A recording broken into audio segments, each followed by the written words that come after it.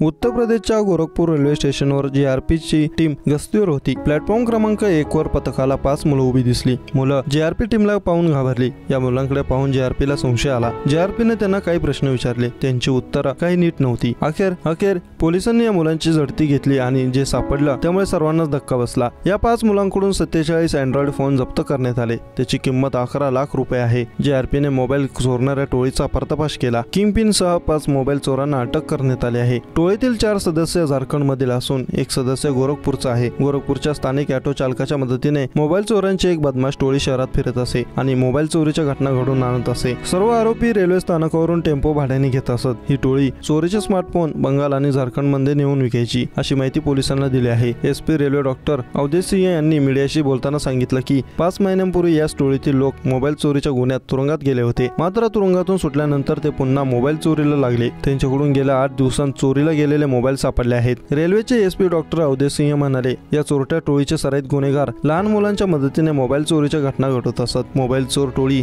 चोरीच्या मोबदल्यात दर महिन्याला मुलाला 25,000 रुपये म्हणून मजुरी देत असे। रेल्वे स्थानक, बस स्थानक तसेच शहरातील गजबजलेल्या भागात चोरट्यांच्या टोळ्या सक्रिय होत्या। रत्नागिरी जिल्ह्यातील खेड बस स्थानकावर नेहमीच प्रवाशांची गर्दी पाहायला मिळते। याच गर्दीचा फायदा उचलत बुरट्या चोरट्यांनी 3 महिलांच्या पर्सवर हात साफ केला। यात रोख रक्कम आणि मोबाईल अशा मौल्यवान वस्तू लांबवण्यात आल्या होत्या। धक्कादायक म्हणजे हे सर्व करणारी एक अल्पवयीन मुलगी असल्याचे पोलीस तपासात समोर आले। या मुली मागे तिचे साथीदारही होते। हे सर्व घटना बस स्थानकावरील सीसीटीव्ही कॅमेऱ्यात कैद झाले आहे।